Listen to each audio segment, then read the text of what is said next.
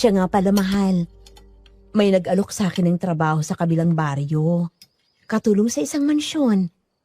Sobrang bait ng mag-asawang magiging amo ko at malaking sahod. 20,000 kada buwan. Kaya hindi na ako nagdalawang isip na tanggapin ang alok nila. Ano?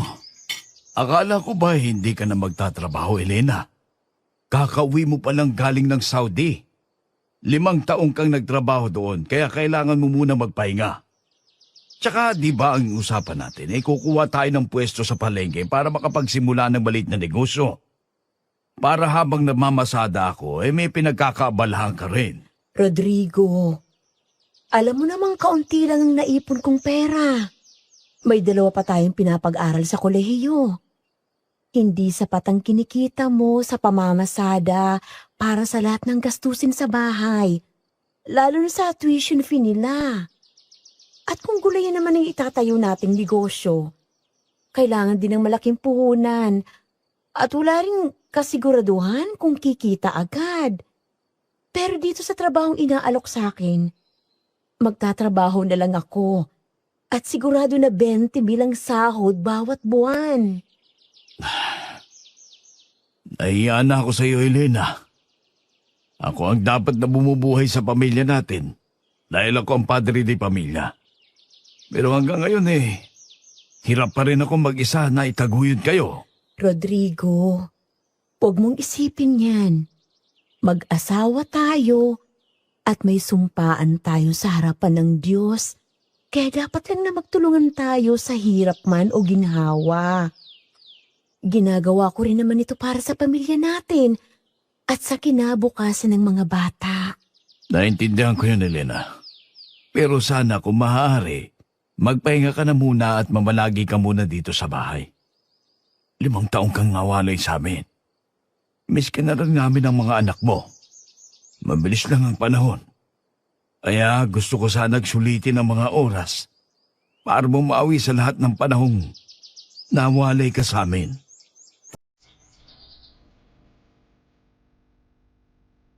Lahat tayo ay naghahangad ng mas magandang buhay para sa ating pamilya. Minsan, napipilitan tayong gumawa ng mga desisyong mabigat sa kalooban para lamang matiyak ang kinabukasan nila.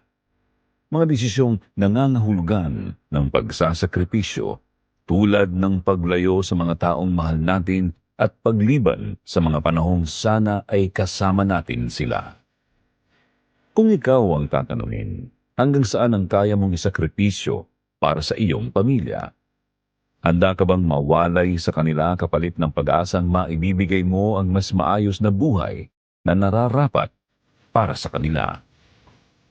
Sa lahat ng padre di pamilya ng tahanan dyan, payag ba kayong magtrabaho ang inyong asawa kung para naman ito sa kapakanan ng inyong pamilya?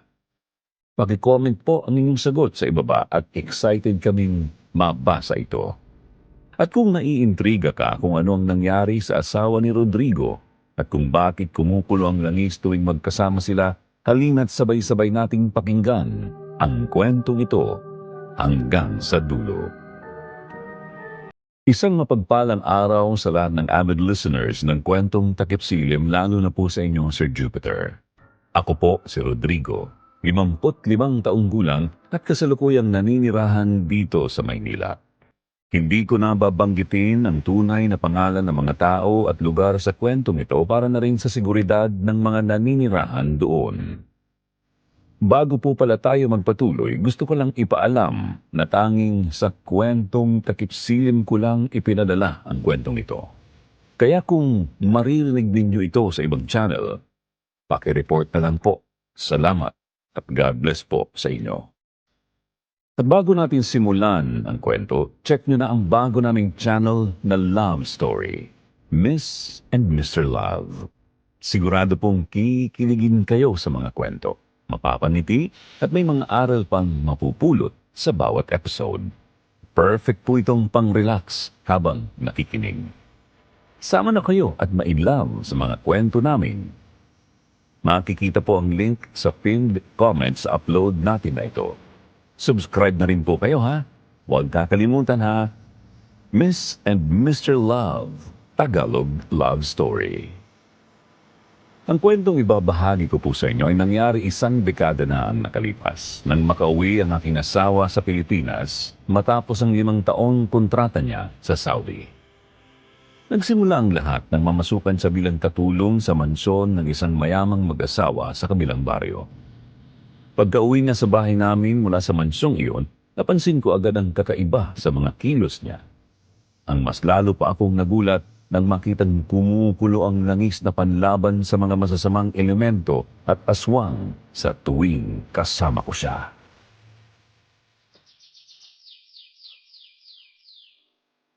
Nay, bakit may maleta po kayong dala? Saan po kayo pupunta? Iiwan niyo na naman ba kami? Oo anak eh. Kailangan ko na magtrabaho ulit. May nag-alok kasi sa akin ng magandang trabaho sa kabilang baryo, kaya tinanggap ko na. Pero bakit, Nay? 1 linggo pa lang po kayo dito sa bahay ah. Gusto pa po namin kayo makasama. Akala ko po ba hindi niyo na kami iiwan? Pero aalis na naman kayo? Nay, nangako po kayo sa amin na babawi kayo. At hindi na kayo lalayo pa. Mga anak, sa kabilang baryo lang naman ako magtatrabaho at uuwi ako dito tuwing linggo. Kaya makakasama ko pa rin kayo kumpara nung nasa Saudi ako. Pero Nay, gusto namin na dito na lang kayo sa bahay kasama namin. Anak, gustuhin ko man pero hindi pwede. Kailangan ng tatay niyo ng katuwang para maibigay ang mga pangangailangan ninyo sa pag-aaral ninyo, pati na mga gastusin dito sa bahay. Hindi sapat ang kinikita niya sa pamamasada. Anak, intindihin niyo na lang ang nanay ninyo. Mahirap din sa akin pero iniisip ko rin na para din ito sa kapakanan ninyo. Bakit ba kasi hindi na lang po kayo umalis para mag-abroad? Di ba kayo po ang padre di pamilya sa pamilyang to? Bakit para mas malaki pang ambag ni nanay kesa sa inyo? Jessica, huwag kang magsalita ng ganyan sa tatay mo. Bunso, huwag kang ganyan kay tatay. Ginagawa naman niya ang lahat para sa atin ah. Kahit pagod na siya sa pamamasada, hindi siya nagkulang sa pag-aalaga sa atin. Pasensya na kuya. Sasaktan lang kasi ako eh. Kakauwi lang ni nanay, aalis na naman. Kailangan din natin ang nanay sa bahay na to kuya. Kaya hindi mo ako masisisi kung bakit ko nararamdaman to. Ay iintindihan ko. Pero hindi yun dahilan para ibaliwala mo lahat ng ginagawa ni tatay para sa ating Jessica. Tama na, Paco. Tama naman ng kapatid mo. Hindi ko kayang mag-isa. Hindi ko kayang wala ang tulong ng nanay ninyo. At tanggap ko yun. Siguro kung nakatapos lang ako ng pag-aaral, may magandang trabaho na sana ako gayon. Hindi si nanay, hindi ka na nagtitiis pa na malayo sa amin, Elena. Rodrigo, mahal ko. Huwag mo ang isipin yan. Hindi kakulangan ng pagiging ama ang pagiging tricycle driver mo. Sa katunayan, proud na proud pa nga ako sa'yo. Dahil napakabuti mong asawa at ama sa mga anak natin. Tay, sorry po. Sorry po talaga. Nadala lang po ako sa emosyon ko. Pero wag niyo pong isipin na hindi po kayo mabuting ama sa amin. Proud na proud din po ako sa inyo, Tay. Ako rin, tay. Proud na proud po ako na kayo po ang tatay ko. Salamat mga anak. Ay nako, payakap nga ako.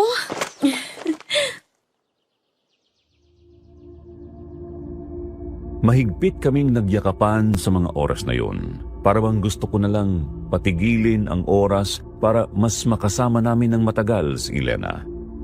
Pero wala na po akong nagawa pa para pigilan siya, lalo na at hindi ko naman kikitain sa 1 buwan ang sahod na inaalok sa kanya. Matumal kasi ang pamamasada sa baryo namin noon, Sir Jupiter. Madalas 200 lang ang kinikita ko sa isang araw at pinakamataas na ang 400 piso. Sapat lang para makakain kami at makabayad ng kuryente. Kaya nga napilitang mag-abroad si Elena noon para matustusan ng pag-aaral ng mga anak namin. O siya, sige na. Tutuloy na ako mga anak. Mag-iingat kayo dito ha. Huwag kayong mag-alala. Tuwing linggo, uuwi ako dito para makabawi sa inyo. Mag-iingat po kayo, Nay. Mahal na mahal po namin kayo. Nay, mahal na mahal po kita. Ipangako mo na babawi ka sa amin, ha? Pangako, anak. Mahal na mahal na mahal ko kayo. Mahal, tara na. Ihatid mo na ako. Sige, Elena.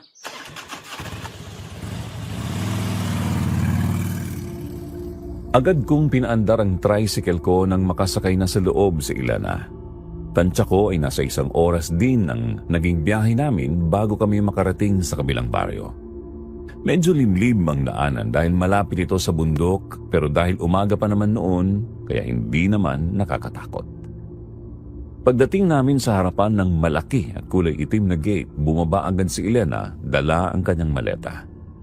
Bumaba na rin ako para alalayan siya at saka napatingin sa buong mansyon.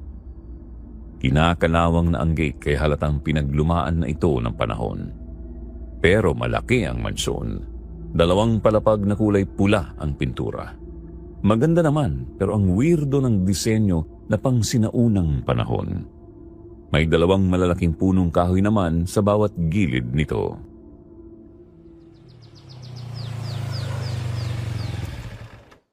Ay, sa wakas, nakarating din.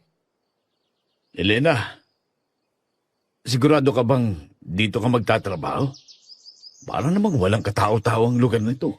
Hindi kasi mahilig lumabas ang mga amo ko. Pero siguradong nasa loob lang sila ng mansyon. Nanunood lang siguro ng TV. Alam mo naman, mayaman. Wala nang ibang gagawin kundi magpakasarap sa buhay. O siya, sige. Hindi na kita maihatid pa sa loob. Mag-iingay ka, mahal ko. Tandaan mo palagi na nandito lang kami ng mga anak mo. Naghihintay sa pag-uwi mo sa bahay. Huwag kang mag-alala. Tuwing linggo, kasama niyo ko. Ayos ba yun, mahal? Sige. Para naman makapagsimba tayo. Matagal-tagal rin akong hindi nakakapagsimba, mahal. Oo naman. Huwag kang mag-alala. O siya, sige na. Papasok na ako. Siguradong naghihintay na sina Doña Carmen at Don Lorenzo sa akin. Sige, mahal ko. Mag-iingat ka. Ikaw din. Mag-iingat ka palagi sa biyahe. Sige. Tutuloy na ako, Elena.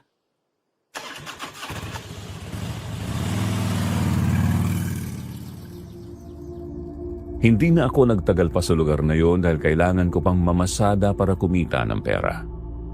Matumal naman ang kita ko sa araw na yon kaya paglubog pa lang ng araw nagdesisyon na akong umuwi para makapaghanda na rin ng hapunan namin. Nadatnan ko naman si Paco at Jessica na nanonood ng TV sa sala. Buti naman nandito na kayo, Tay. Mano po, Tay? Mano po, Tay? Maaga yata kayong nakauwi ngayon, mga anak. Ano? Kumusta naman ang araw ninyo sa eskwela? Ay, naku, Tay. Sobrang nakakapagod. Ang dami namin ginawang activities kanina. Pero nag-enjoy naman po ako. Mabuti naman at nag-i-enjoy ka. Normal lang naman na mapagod, anak. Hayaan mo, 2 taon na lang ay makakapagtapos ka na rin ng kolehiyo. Itong kuya mo naman ay gagraduate na, may engineer na rin tayo. Tay, kailangan ko pa pong makapasa sa licensure exam bago maging ganap na engineer. Sus, alam kong kaya mo yan, anak. Sisiw lang yan sa'yo. Basta't pagbutihin mo lang ang pag-aaral mo. Huwag kang tumulad sa akin na hindi man lang nakapagtapos. Tay, ayan na naman po kayo eh. Huwag niyong ibaba ang tingin ninyo sa sarili ninyo. Kahit hindi po kayo nakapagtapos sa pag-aaral. Marangal naman po ang hanap buhay ninyo. Lumalaban po kayo ng patas. Kaya dun pa lang, proud na po kami sa inyo. Diba, Bunso? Syempre naman, kuya. Basta kuya, galingan mo, ha? Para naman hindi masayang ang sakripisyo ni nanay na malayo sa atin. Oo, Bunso. Gagalingan ko talaga para makabawi. Para kapag may trabaho na ako, hindi na kailangan pang magtrabaho ni inay. Ang bait-bait talaga ng mga anak ko. Ang swerte talaga namin ni Elena sa inyo, mga anak. Aba, Saan pa ba kami magmamana kundi sa inyo? Ikaw talaga pa ako, binubula mo na naman ako eh. O siya, sige na. Magluluto na muna ako ng hapunan para makakain na tayo. At Tay, nakapagsaing na po pala kami ni Jessica. Ulam na lang po ang lulutuin ninyo. Wala po kasing laman ng ref. Ah, ano bang pinagsasabi mo, iho? Eh wala naman tayong rep. Ay, oo nga pala. Nag-i-imagine lang po ako, Tay. Malabiro ka talagang bata ka. O siya, bibili na lang ako ng sardinas at itlog doon sa may tindahan. Ako na pong bibili, Tay. Pahingi na lang po ng pera. Ah, o siya. Sige. Pagkabigay ko ng 100 kay Paco, agad siyang umalis para bumili ng sardinas at itlog. Pinagkasya ko lang talaga ang kinita kong pera sa araw na yon. Ilang sandali pa, nakauwi na siya, dala ang itlog at sardinas na binili niya sa tindahan at nagluto na rin kaagad ako para maaga kaming makapagpahinga. Alam niyo, Sir Jupiter, kahit pagod na pagod ako sa araw na yon, gumaan naman ang pakiramdam ko dahil sa mababait kong mga anak. Pagkatapos kong magluto, tinulungan naman nila akong maglapag ng pinggan at pagkain sa mesa. Tsaka kami umupo ng sabay-sabay at nagdasal bago kumain. Malungkot na naman ang mesa. Hindi na naman tayo kumpleto. Masensya na, anak. Pero huwag na kayong malungkot. Dahil sigurado akong hindi magugustuhan ng nanay ninyo kapag nakita kayong ganyan katamlay. Hindi naman po namin maiiwasan, Tay. Ayos lang po kaya si nanay doon sa pinagtatrabahuan niya. Ayos lang siya doon, anak. Sa katunayan, napakaganda nga ng mansyon at napakalaki. Halatang mayaman talaga ang abo niya. Tsaka uuwi naman siya dito. Madali lang ang araw. Sa bakalawa, linggo na. Makikita uli natin siya at makakasama ulit kasama dito sa mesa kumakain. Tama si tatay, kuya.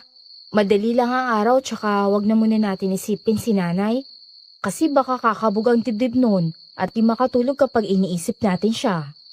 Naniniwala ka pa pala sa paniniwalang yun, Bunso? Oo naman, kuya. Ano ka ba? Kaya nga minsan, hirap ako makatulog kasi lagi ako iniisip ni James.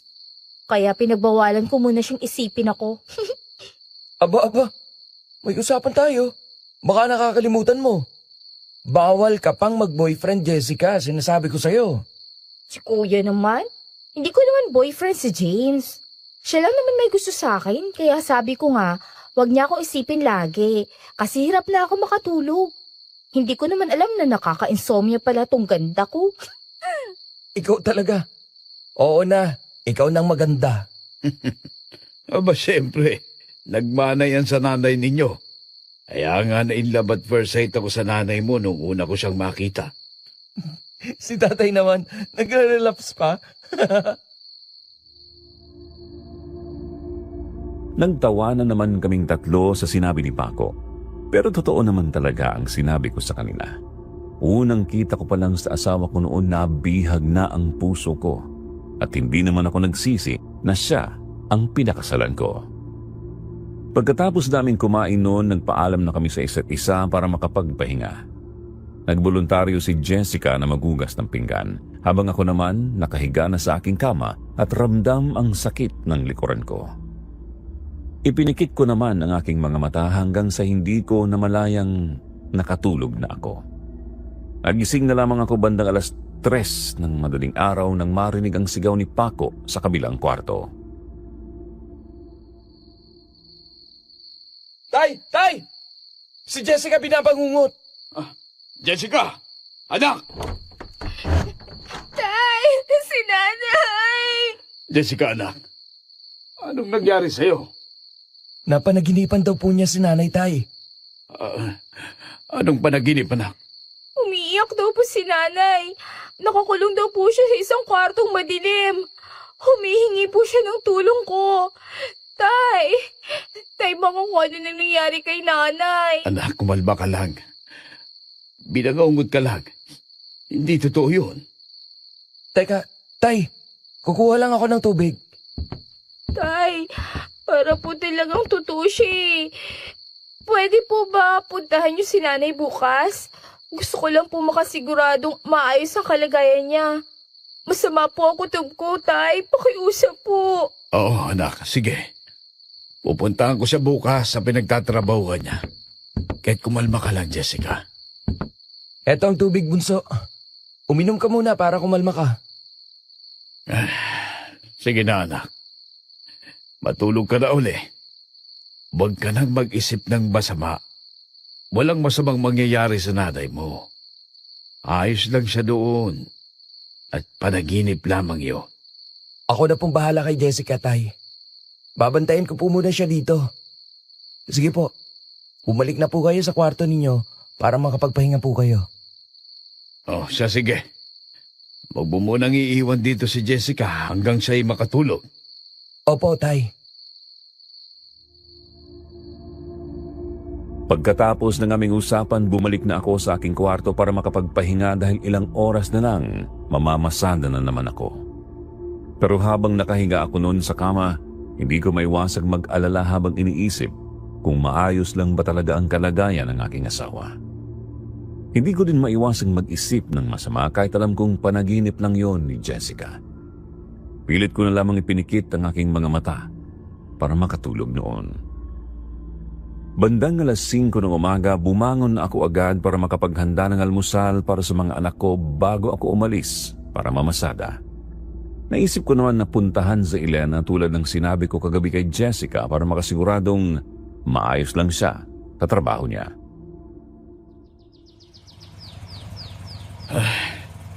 Sobra mo kong pinag-alala, Elena. Sana ka ay nasa maayos ang kalagayan mo, mahal ko. Teka, sandali. Patay na aso ba yung nasa unahan? Ha? Anong nangyari dito? Bakit walang laman loob, ah? Napakabrutal naman ang gumawa nito, ay. Marami talaga mga halangang kaluluwa sa panahon ngayon. Pati inosenteng aso pinagtitripa nila. Mga walang puso. Hoy! Abante! Nakaharang ka sa daan! Pasensya na po. Ang sama naman ang ugali nun. Hindi naman ako kausapin ng maayos, ah. Hindi yung sinisigawan pa ako. Lintik na yan.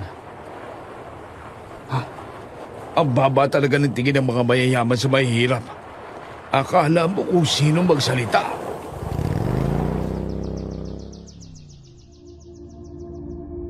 Agad kong pinaandar ulit ang aking tricycle papunta sa mansyong pinagtatrabahuan ni Elena. Napakulot noon naman ako nang nasa likod ako ng kotse kanina na parabang pareho kami ng pupuntahan. Hanggang sa huminto ito sa harapan ng gate at nakita ko si Elena na nagbukas ng gate. Saka pumasok ang kotse sa loob at agad na sinara ang gate.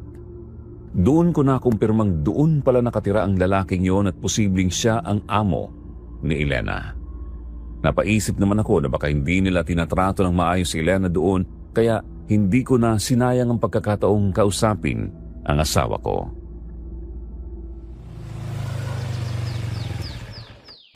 Elena! Elena! Elena, mahal! Pasensya na kung nagpunta ako rito. Gusto ko lang makasigurong maayos ang kalagayan mo. Sino ka? Mahal, hindi magandang biro yan, ah. Ako ito, ang asawa mo, si Rodrigo. Siyempre, nagbibiro lang ako, mahal. Ikaw naman, hindi ka na mabiro. Masyado kang takot na makalimutan kita. Siyempre naman, Elena, asawa kita. Kumusta ka pala dito? Maayos ba ang trato nila sa'yo? Oo naman. Ayos lang ako dito, Rodrigo. Wala kang dapat ipag-alala. Kaya lang naman ako naparito, masama kasi ang napanaginipan ni Jessica tungkol sa'yo. Kaya siyempre, hindi ko naman maiwasang mag-alala lalo na't malayo ka sa amin. Naku, wag kang mag-alala. Mababait ang mga amo ko. Kung alam mo lang, binigyan pa nila ako kagad ng bonus. 10,000 piso para daw mas ganahan pa ako magtrabaho. Talaga? Mabait nga ang mga amo mo. Pero yung lalaki bang nakakotse kanina, amo mo din ba yun, ha, Elena? Ay, oo. Si Don Lorenzo yon. isa sa mga amo ko. Asawa siya ni Doña Carmen.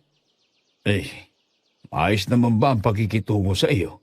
Siyempre naman, hindi pwedeng hindi nila ako tratuhin ng maayos. Lalo na't ginagawa ko naman ng mabuti ang aking trabaho. Mabuti naman kung ganon. Mas panatag na ang kalooban ko ngayon, Elena.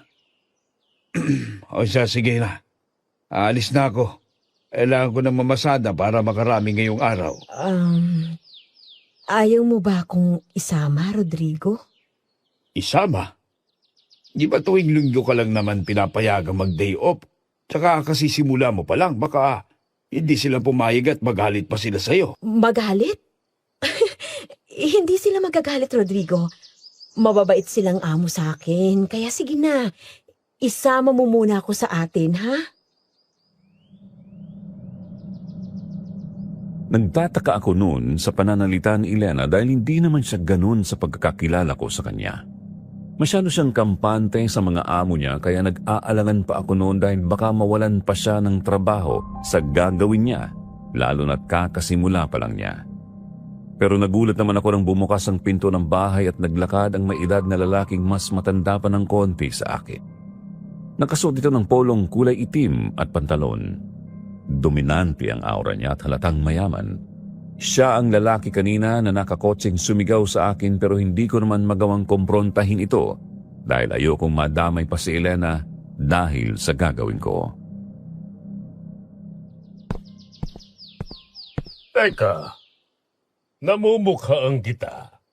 Di ba ikaw yung tricycle driver kanina na humarang sa daan? Ako nga po. Pasensya na po kanina. Don Lorenzo, siya nga po pala si Rodrigo, ang asawa ko.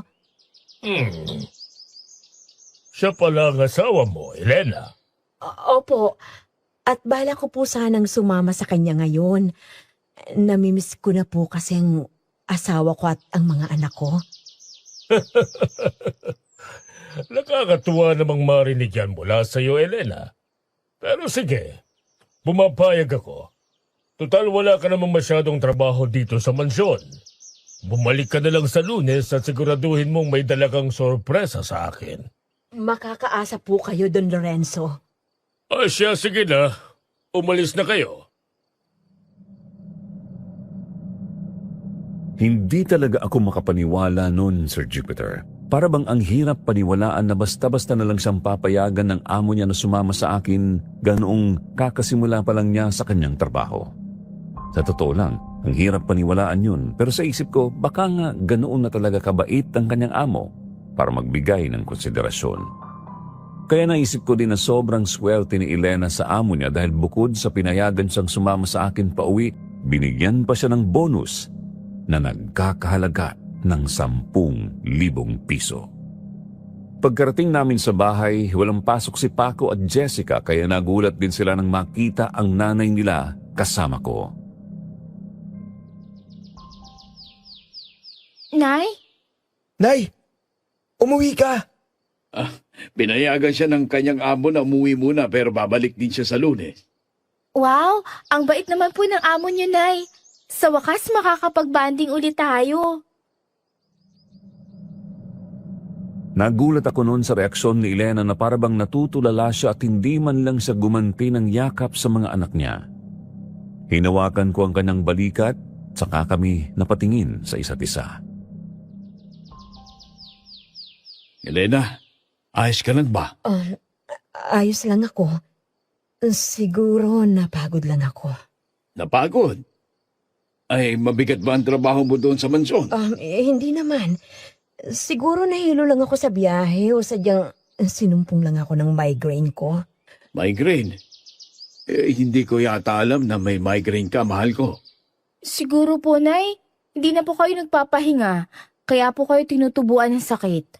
Dapat po kasi, magpahinga muna kayo kahit 1 buwan bago kayo magtrabaho ulit. Huwag niyo na akong alalahanin pa mga anak. Kaya ko ng sarili ko. Pwede bang magpahinga na muna ako? Sige po, Nay. Magpahinga po muna kayo. Kami na pong bahala maganda ng tanghalian. Sinamahan ko si Elena papasok sa kwarto at agad naman siyang humiga sa aming kama. Sobra akong naaawa sa asawa ko habang iniisip na may dinadamdam na siya sa katawan niya dahil sa kakatrabaho. Pero sa kabilang parte, may napapansin naman akong kakaiba sa kanya. Para bang nag-iba ang tono ng pananalita niya. Bigla-biglang naging lutang kapag kinakausap, kaya hindi ko maiwasang mag-alala sa kalagayan ng asawa ko. Nang makatulog siya, agad naman akong lumabas ng kwarto at narinig ko namang nag-uusap ang mga anak ko sa sala. Nag-aalala talaga ako kay nanay, kuya. Para bang may tinatago siya sa atin. What if may dinadamdam pala siyang sakit na hindi niya sinasabi sa atin?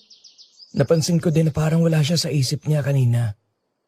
Para siyang lutang kanina nang yumakap tayo sa kanya. Hindi man lang niya tayo ginantihan ng yakap, bunso. Ang lalim ng iniisip ni nanay kanina. What if sabihan natin si tatay na ipa-check up siya? Para makasigurado tayong ayos lang siya. Akala ko ako lang ang nakapansin sa kinikilos ng nanay ninyo. Kahit ako nanibago din. Hindi ko alam kung bakit parang may nagbago sa kanya. Mabuti pa po, tay. Ipa-check up na lang natin si nanay. Baka po may dinadamdam po siyang sakit. Wala naman siguro, Jessica. Magmumuna tayong mag-isip ng ganyan. Baka may problema lang ang nanay mo. Ano naman ang problema niya, tay? Nahihirapan na kaya siya sa pagtatrabaho? What if huminto na lang po muna ako? Hintayin ko na lang po na makagraduate si kuya at magkaroon siya ng trabaho.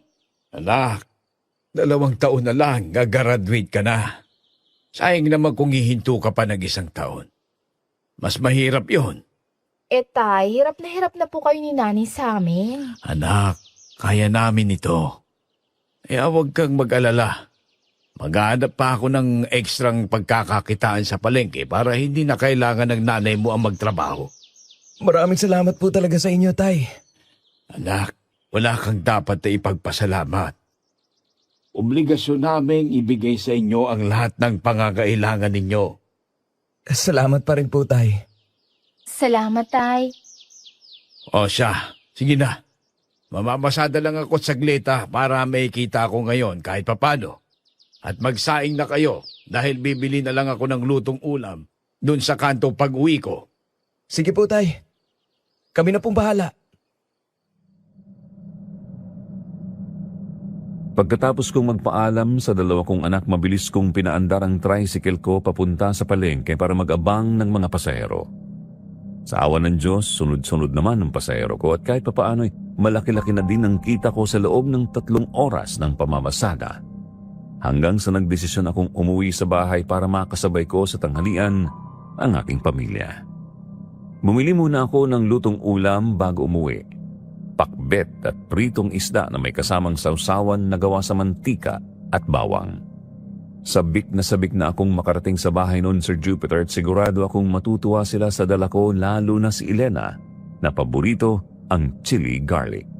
Pagkarating ko naman sa bahay, bahagyang nakabukas ang pinto kaya pumasok na agad ako. Mga anak, andito na ako. Tay, aba, mukhang masarap po yung dala ninyo ah. Ay bumili ako ng paborito mong pakbet tsaka paborito ng nanay mo. Pritong isda at chili garlic. Siguradong matutuwa yon. Luto na din po ang kanin, tay. Bumili ng yelo si Jessica para may mailagay sa juice. Aba, mukhang espesyal ang tanghalian natin ngayon ha. Aba, syempre po. Nandito si nanay Kompleto po tayo. Oh, gising ka na pala, Elena. Siguradong matutuwa ka sa ulam natin ngayon, mahal ko. Matutuwa? Oo. Heto mahal, ang paborito mong pritong isda at chili garlic. Bawang? Hindi. Ilayo mo sa akin yan. Teka, di ba paborito mo ito, mahal? Hindi na ngayon. Ilayo mo sa akin yan. Allergic ako dyan. Nay, nagbago yata ang panlasa ninyo. Sa pagkakatanda ko, paborito niyo pong sausawan ang may bawang. Ano ba? Bakit ba ang kulit nyo?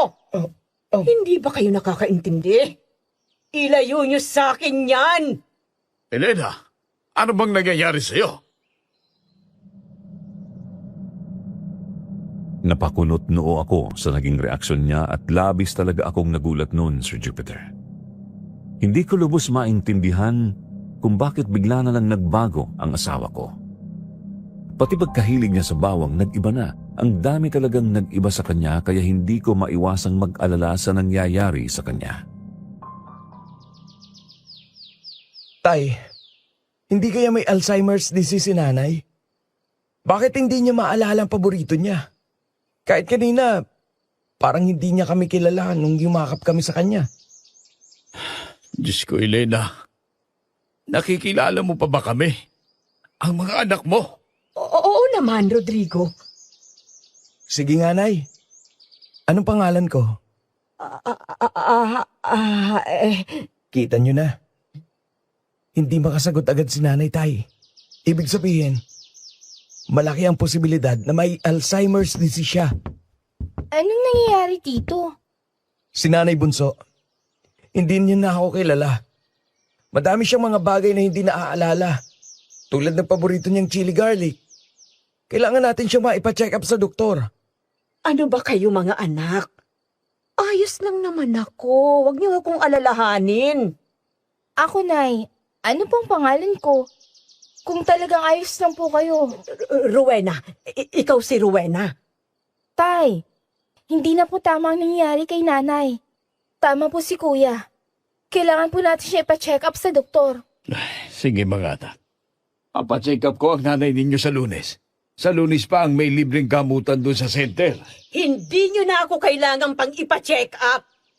Ginagawa niyo naman akong may sakit niyan eh. Sobrang nagulat kami sa sinabi ni Elena. Kitang-kita ang galit sa kanyang mga mata bago tuluyang tumalikod sa amin at naglakad papasok sa kwarto. Napatingin naman kaming tatlo nila Jessica at Paco at saka napabuntong hininga. Hindi namin lubos maintindihan kung bakit bigla na lang nag-iba si Elena pagdating niya sa bahay galing sa mansyong pinagtatrabahuan niya. Sa totoo lang, ayoko ding isipin na tama ang sinabi ni Paco dahil hindi pa siya ganoon katanda para magkaroon ng sakit na yon. Pero paano ko naman ipapaliwanag ang pagkawala ng alaala niya? Mabuti pa mauna na kayong kumain. Kakausapin ko lang ang nanay ninyo. Tay, nag-aalala po kami kay Nanay. Oo nga po, Tay. Huwag kayong mag-alala. Gagawin ko ang lahat para maipagamot ang nanay ninyo at bumalik na sa dati. O siya, sige. Kumain na kayo at ako'y papasok muna doon sa kwarto. Sobrang bigat ng dibdib ko sa mga oras na yon dahil ang inakala kong masayang tanghalian na uwi sa tampuhan. Sa isip ko noon ayaw ni Elena na mag-alala ang mga bata kaya ganoon na lang ang reaksyon niya kanina. Huminga ako ng malalim para mapagaan ang aking loob bago pumasok sa kwarto para kausapin siya. Pagkabukas ko ng pinto nakita ko siyang nakadungaw sa bintana habang nakatingin sa kapitbahay naming buntis na naglalakad sa labas. Mahal, ayos ka lang ba? Pasensya ka na sa mga sinabi ni Paco kanina, nag-aalala lang sa iyo yung anak natin. Kasi kahit pangalan niya hindi mo maalala. Naiintindihan ko naman ang anak natin, Rodrigo. Kilala mo bang babaeng yan? Yang buntis ba ang tinutukoy mo, Elena? Oo, Rodrigo. Bagong dating lang yan galing sa Pampanga. Pamangkin ni Rolly. Sa pagkakaalam ko, dito na daw yan manganganak. Sakto sa buwan ng tiyan niya. Sakto sa buwan. Ang ibig kong sabihin, isang buwan na lang yata ay manganganak na siya. Oo naman. Tama ka, Elena. Siya nga pala. Tara na't sabayan na natin sina Paco at Jessica sa tanghalian. Ngayon lang tayo bumabawi sa mga oras na nawala sa atin. Ganito pa ang nangyari. Pasensya na, Rodrigo, pero gusto ko munang magpahinga. Ay, hindi mo ba nagustuhan ng dalakang ulam? Di ba't paborito mo yun? Bakit pati yun ay nakalimutan mo na, Elena? Ibang gusto kong kainin. Ano bang gusto mong kainin? Pagluluto naman kita. Wala, Rodrigo. Pwede bang hayaan mo muna ako magpahinga? Siya sige. Pero kapag nagutom ka, sabihan mo lang ako. O di kaya si Jessica at Paco. Mamamasada muna ako. Sige. Pagkatapos kong magpaalam kay Elena, agad akong lumabas ng kwarto at nadatnan kong kumakain ang dalawa naming anak at halata ang lungkot sa mga mata nila. Napatingin naman kami sa isa't isa noon habang papalapit ako sa kanila para magpaalam na aalis na. Tay, sumabay na po kayo sa amin kumain. Ay, hindi na anak. Hindi pa naman ako nagugutom. Mamamasada na muna ako. Sigurado po kayo, Tay? Hindi pwedeng gutom kayo habang nagmamaneho. Wag mo kong alalahanin pa ako. Ayos lang ang tatay. Si nanay po ba? Kumusta po siya? Nagpapahinga ang nanay mo. Pasensya ka na't hindi kami nakasabay sa inyong kumain. Mukhang napagod talaga ang nanay mo sa trabaho niya doon sa mansyon. Huwag niyo pa po siyang pabalikin doon, Tay. Delikado pong kalagayan niya ngayon. Mabilis po siyang makalimot. At baka magkasala pa siya doon dahil sa pagiging makalimutan niya. Subukan kong kumbinsihin siya pa ako. Siya ngayon hayaan na muna natin siya. O sige na, tutuloy na ako at nang makauwi ako ng maaga. Kayo na muna ang bahala sa nanay ninyo. Sige po, Tay. Mag-iingat po kayo. Pagkaalis ko, baon ko ang pag-aalala sa loob ko noon. Hindi mawala sa isipan ko si Elena. Sinisisi ko pa ang sarili ko noon sa nangyari sa kanya. Dahil kung may maganda lang sana akong trabaho, hindi na sana kailangan ni Elena na magpakapagod sa trabaho para lang maibigay ang pangangailangan ng aming pamilya.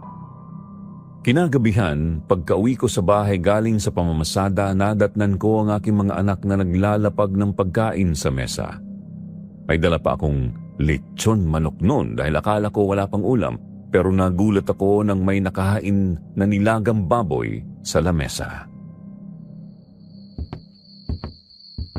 Tay, andyan ka na pala.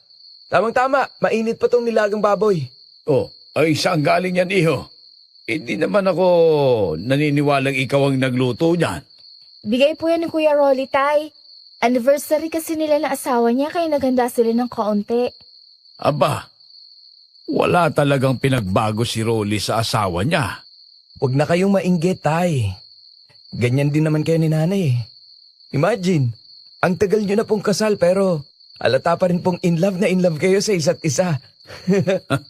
Ikaw talaga. Ay, ang nanay mo pala, nasaan? Nandito ako, Rodrigo. Ay saan ka galing, Elena? Galing ako sa bahay ni Rolly. Nakipagkwentuhan ako sa asawa niya. Ay, nakipagkwentuhan. Kailan ka pa natutong makihalubilo sa kapitbahay natin, Elena?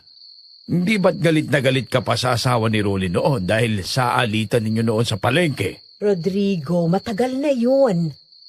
Hindi ba pwedeng magbagong buhay? Ay, hindi naman sa ganon. Naninibago lang ako sa iyo dahil hindi ka naman ganyan dati. Ay, nako, Rodrigo. Lahat ng tao pwedeng magbago. Nakakabagot din kaya magkulong dito sa bahay. Mabuti na din po yan, Tay. Marunong na pong makipagkaibigan si nanay at hindi na po sila mag-aaway ni Aling Virgie. Oo nga naman po, Tay. Tama kayo mga anak. Ay, oo na, panalo ka na, Elena. Sa'yo naman palagi kakampi itong mga anak mo eh. Sus, nagsiselo si Tatay. Parehas naman namin kayong love, Tay. Tama naman po ang sinabi ni Nanay. Alam ko naman yun, anak. O siya, sige na. Kumain na tayo. Naupo na nga kami sa mesa noon at pinagsandok ko naman si Elena para maipakita ang pagmamahal ko sa kanya. Napangiti naman sina Jessica at Paco habang nakatingin sa akin na parang kinikilig sila sa dalawang magulang na nagmamahalan sa harapan nila. Wala pa rin po talaga kayong pinagbago, Tay. Hanggang ngayon, tinatrato niyo pa rin si nanay na parang prinsesa. Prinsesa? Kung pwede lang sana, anak. Kung kaya ko lang ibigay sa kanya ang marangyang buhay, hindi lang siya magiging prinsesa kundi isang reyna. Ang corny niyo naman, Tay. Pagbigyan niyo ng tatay niyo. Masyado yatang nangungulila sa akin. na puno ng tawanan at kwentuhan ng aming hapunan sa gabing yun. Kahit papaano nawala ang bigat sa loob ko dahil sa nangyari kanina. Walang mapaglagyan ng saya ko sa mga oras na yon, Sir Jupiter. Hanggang sa matapos kaming kumain at nagpaalam na sa isa't isa para magpahinga, saka pumasok sa kanya-kanyang kwarto. Elena, musta naman ang pakiramdam mo? Maayos ng pakiramdam ko. Huwag ka nang mag-alala pa, Rodrigo.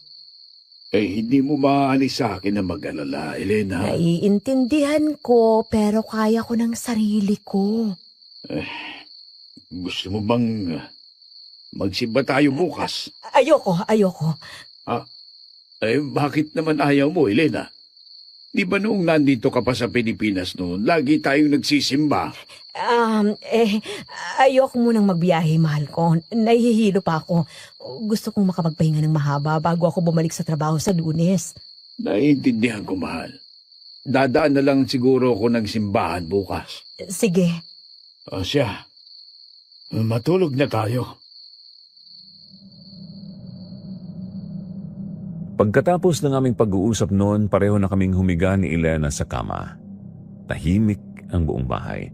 Tanging huni ng mga kuliglig at mahinang ihip ng hangin ang maririnig mula sa labas ng bintana. Pumikit kami at unti-unting nilamo ng antok ang aming mga mata. Hindi ko namalayan kung gaano katagal kaming natulog. Parang isang iglap lang ang lumipas hanggang sa may narinig akong sigaw ng babae mula sa labas.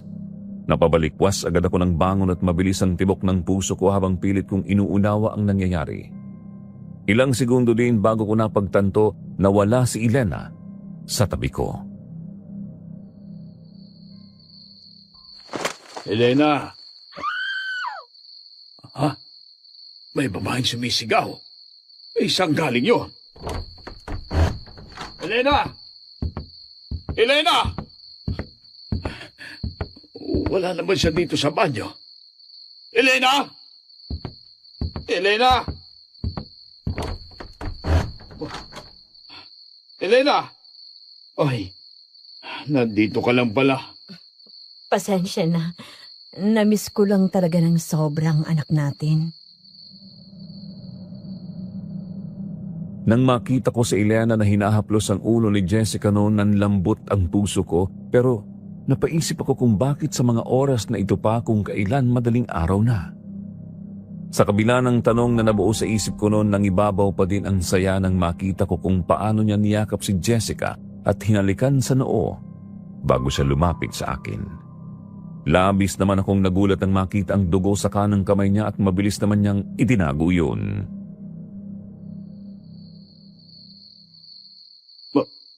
Bakit may dugo ang kamay mo, Elena? Wala to. Nahiwa lang konti ng kutsilyo nung nagbalat ako ng mangga. Nagutom kasi ako pero huwag kang mag-alala. Huminto na din naman ang pagdurugo. Sigurado ka? Oo naman. Ano bang iniisip mo, Rodrigo? Siyempre, nag-aalala ako sa iyo. Pwede ko bang tingnan? Uulitin ko pa ba para maintindihan mo? Wala nga lang ito. Kaya pwede ba bumalik na tayo sa kwarto at matulog? Oo na, Elena. Bakit ba ang bilis mo namang magaling? Nag-aalala lang naman ako sa iyo. Rodrigo, matanda na ako, kaya wag mo na akong alalahanin pa. Magsasabi naman ako kagad sa iyo kung hindi ako okay. Sige. Pasensya na. Tara na. Bumalik na tayo sa kwarto. Pagkabalik namin sa kwarto, agad na kaming humiga sa kama. Huminga naman ako ng malalim para pakalmahin ang aking sarili. Hanggang sa hindi ko namalayang nakatulog na ako.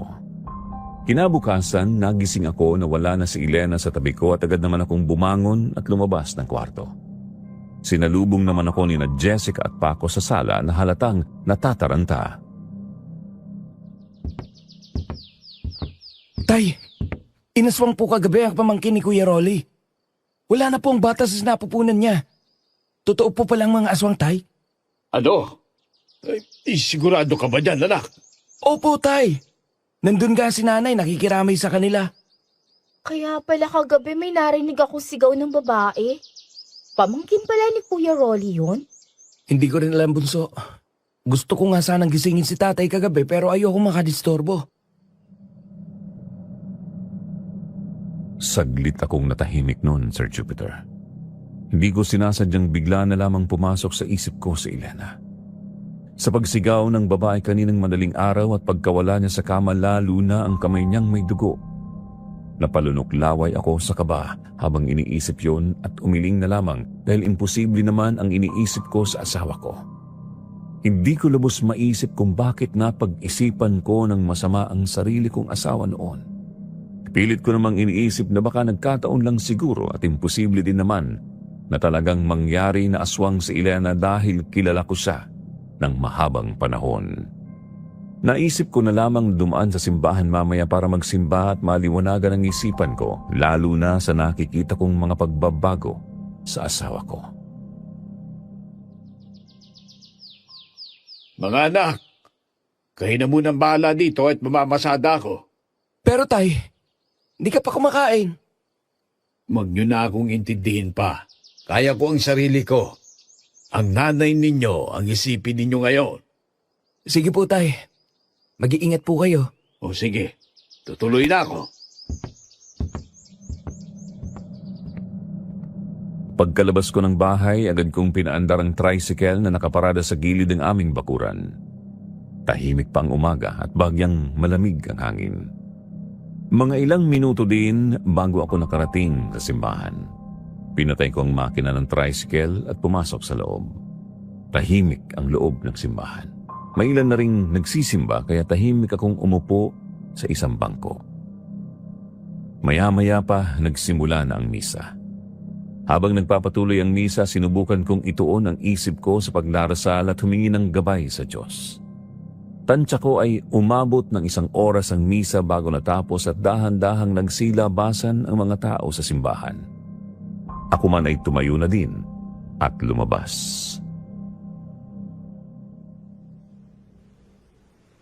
Iho, sandali lang. Ay, ako po ba ang tinatawag ninyo, Lola? Oo, iho. Lumapit ka sandali. Bakit po, Lola? Isang matandang babae ang tumawag sa akin noon nang papalapit na sana ako sa aking tricycle. Nakasuot ito ng mahabang bestidang kulay pula at mahaba at maputi ang buhok nito. Nagtitinda siya ng mga langis sa gilid ng simbahan sa maliit niyang lamesa. Napakunot noon naman ako nang iniabot niya sa akin ang isang bote ng langis na may mga halamang ugat sa loob. Bumili ka ng langis na ito. Ay, para po saan yan? Proteksyon. Proteksyon? Laban saan po? Sa mga nilalang na hindi mo nakikita, pero nararamdaman mo, mga masasamang elemento at aswang. Saglit akong natahimik at napaisip sa sinabi niya nang marinig ko ang salitang aswang.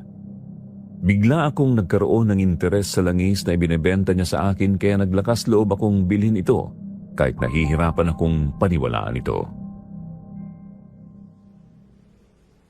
Iho, baka ingatan mo ang langis na yan.